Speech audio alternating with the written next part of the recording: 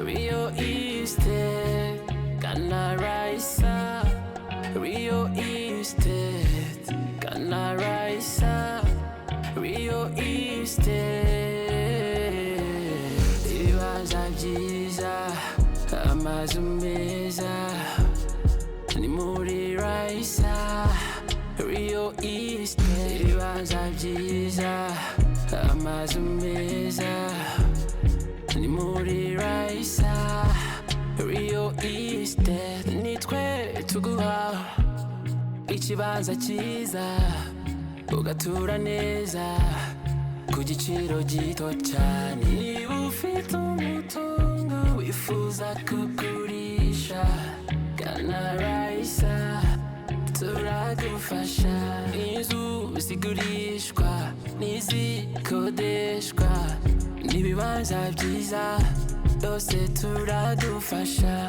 Wifuza apartment nziza yo kubamo, gana Raissa, Rio Estate.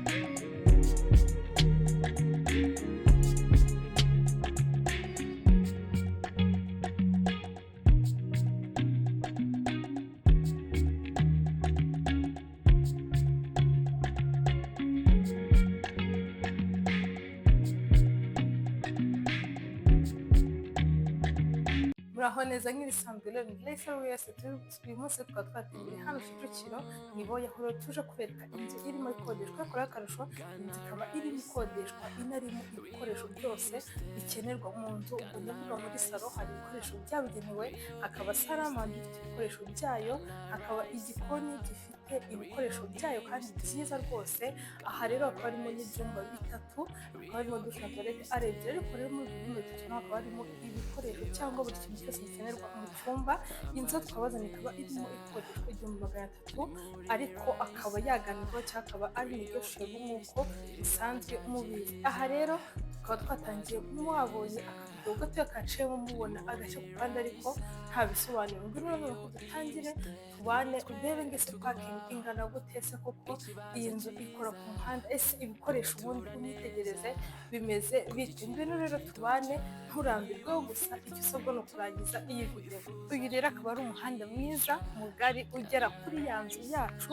Urabona ko tayari rero inzu yacu twayigezemo. Iyi rero akaba ari parking nziza ashobora kwakira imodoka eshatu icyarimwe. Aha kandi nawe turi kureba utujaride twiza dutatse rwose, ubona ko ari ibintu byiza.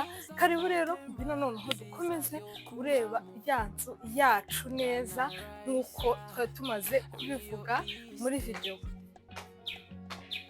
Iyi rero akaba ari balcon ya salo tugezeho. Urabona rero uburyo itatse, ifitemo udutebe twiza, akameza ubona ko ashobora kwicarwa n'abantu 4 rwose. Ubona ko ari ibintu byiza hisanzuye, uturabo, urabona ko ari ibintu byiza cyane. Mbere yuko rero twinjira, reka ubanze urebe umuryango uraha. Reba rero nawe ukuntu aha hantu hameze. Karibu rero ntagutindiye, reba salo yacu uburyo yisanzuye ari nini.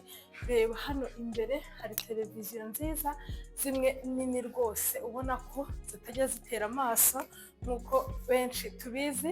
Aha rero hakaba hari na salo ifite intebe nziza, utumeza, ubona ko ari ibintu byaryoheje salo. Amarange, plafo, ubona ko hari n'amarido meza cyane. Iyi rero akaba ari saramanje y'iyi nzu.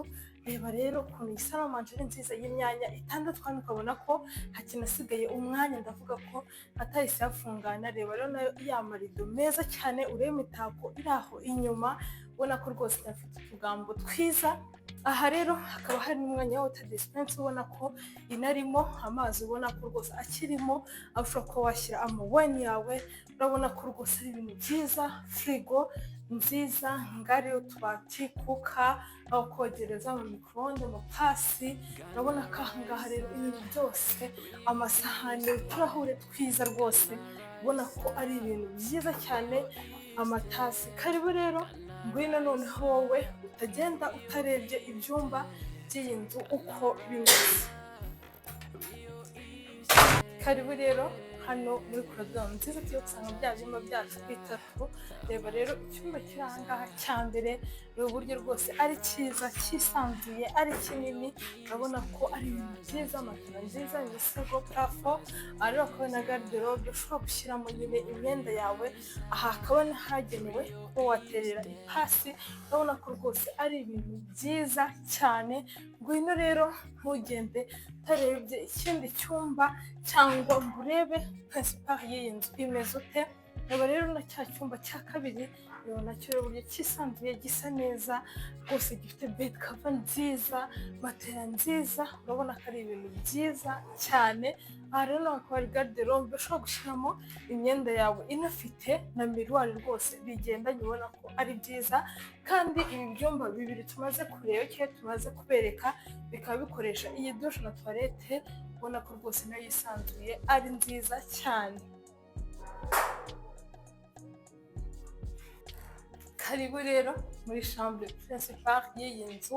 Reba rero uburyo yisanzuye, ari nini, isa neza, amarangi yo rwose ni ibisanzwe kuri iyi nzu. Urabona rero imisego myiza, igitanda cyiza, utubati twiza. Aha rero hakaba na garderobe ubona ko nini, ubona ko koko nyine yagenewe abantu babiri n'abarenze babiri ariko bayibikamo muri kubibona. Aha rero hakaba hari miruwari nziza, wirebeyemo ndakubwiye ngo ntabwo wazarekera no kwireba rwose. Aha rero hakaba hari na balcon nziza y'iki cyumba, ubona ko nayo ihagije, ushobora kuba wahashyira udutebe n'akameza rwose, mukaba mwahicara muganira. Urabona ko ari ibintu byiza, utanibagirwa rero iyo view yose uba ufite.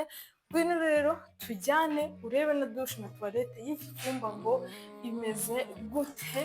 Iyi rero tayari ikaba ari dushe na toilette ya cya cyumba cyacu principal. Urabona ko rero nayo ari nziza, yisanzuye, ifite kandi n'ibikoresho byiza.